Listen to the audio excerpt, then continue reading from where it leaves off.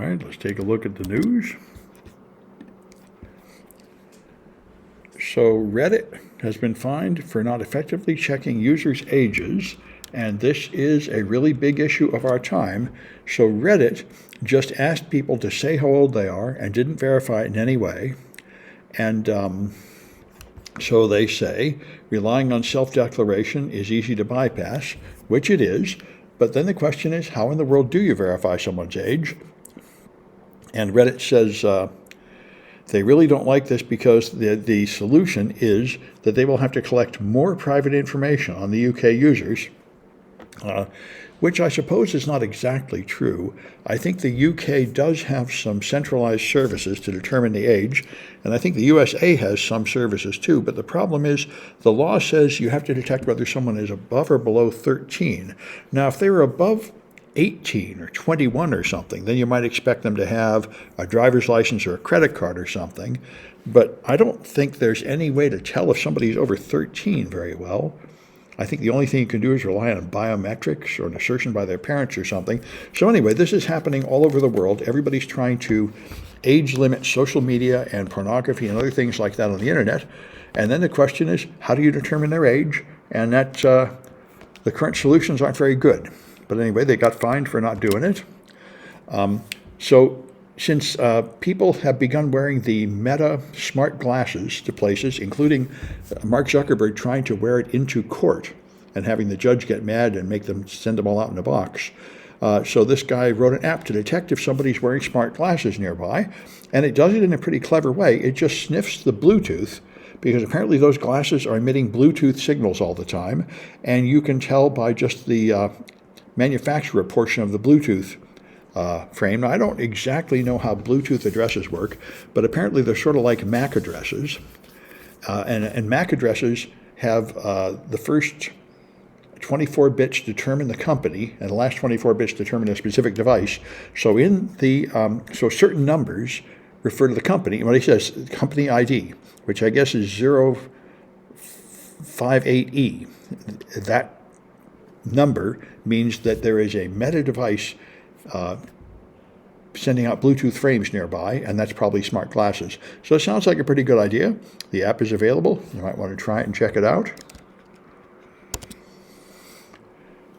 So there's a company that makes a scanner for Android security flaws, and there have been a lot of these. I teach a class in mobile device hacking, and we do a lot of Android security audits. This new company, new to me, I don't know how long they've been around, called Oversecured, seems to have a very detailed scanner that finds a lot of flaws. And so they just ran their scanner on a bunch of mental health apps, and they found tons of vulnerabilities in them, which is not surprising at all. Unfortunately, they don't give much detail about the vulnerabilities, and they don't identify the apps, but this is how I got into the world of mobile device hacking. I saw a report like this indicating that a ton of the apps in the Google Play Store were vulnerable, and I found that that was true, and I wrote a lot of projects where you find those vulnerabilities. So we'll see. Maybe I'll take a look at the top mental health apps and see what I can find there. It sounds like it'd be a rich area for research. And so Pavel Durov is the CEO of Telegram, and Telegram is one of the famous encrypted apps. Telegram, in fact, has a very strange policy towards encryption. They have some weird idiosyncratic decisions made for the encryption algorithm that are not really the best practice, but they are encrypted to some extent.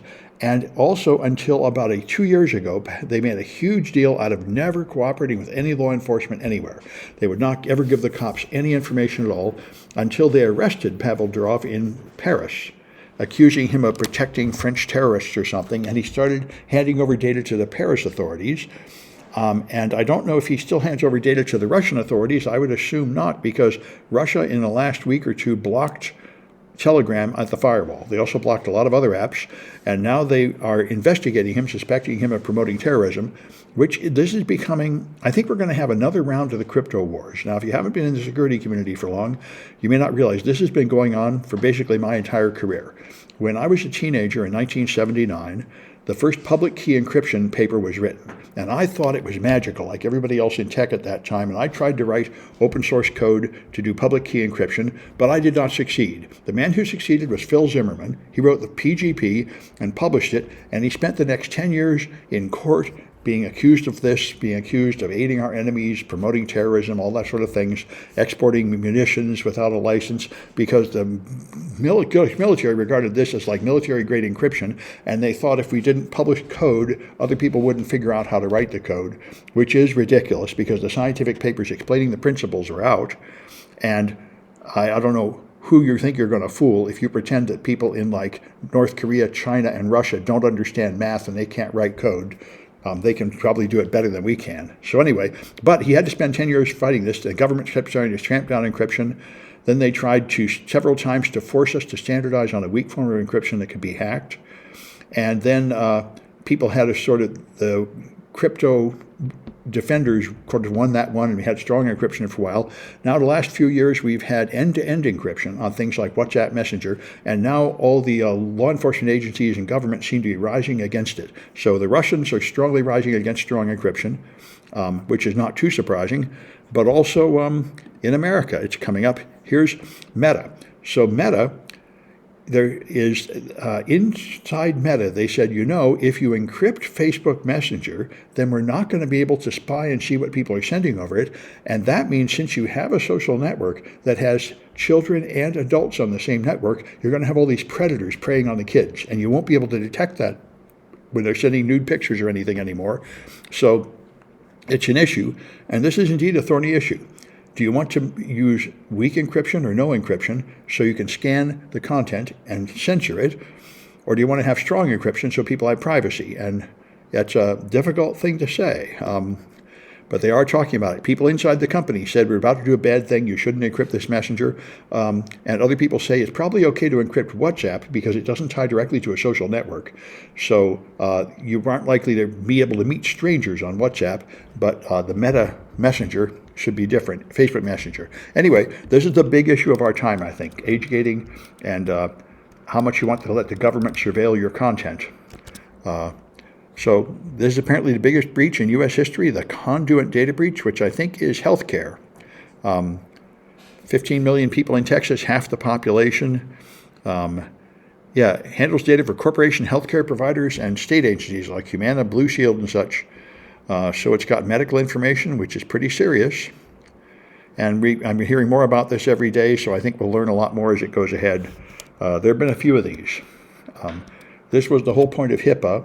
I got involved in this like everybody in the business. HIPAA required that all medical records be moved online to make it safer if you travel and get hit by a truck. You'd want that doctor where you get hit by a truck to be able to look up your records, but that would mean you'd have to protect the records. So it specified that these records had to be encrypted and protected against theft, and that second part has not worked so well. The records are now online, but they get hacked over and over, and there's tons of medical breaches. And then sometimes they're fake. This company called ID Merit, an article I never heard of called Cyber News claimed that they've been hacked, leaking 1 billion user credentials, and this apparently is completely fake. They weren't hacked at all, at least that's what they're saying, and all the major news agencies just ran with this story without verifying it, which is what tends to happen these days. Everybody tries to be first with a scoop, and it's frequently shown to be fake. So an ICE whistleblower is going to testify, I think, today about ICE, and the stuff he's saying is just what I think all of us that watch South Park expected. The ICE agents, their training has been cut to almost nothing. They are ordered to break the law and the Constitution. They're told that you can just take these administrative warrants that we just print up and use them to kick down doors and invade people's houses, which is contrary to the Fourth Amendment. You have to have a judicial warrant signed by a judge. And they cut out the training on the law, on de-escalation and use of force, and on firearms training. They just cut all that out. So, the South Park where they just take some guy, throw him in a van, give him a gun, and say, okay, go out there and start clobbering people. That's pretty much what's happening. And the professionals in ICE have been saying the same thing. There's people who've been in ICE for years. They say, this used to be a reputable law enforcement agency with professionals that know what they're doing, and now we got a bunch of lunatic clowns just making a mess of everything, making us all look like fools, and they hate it. Anyway, that seems to be the case. So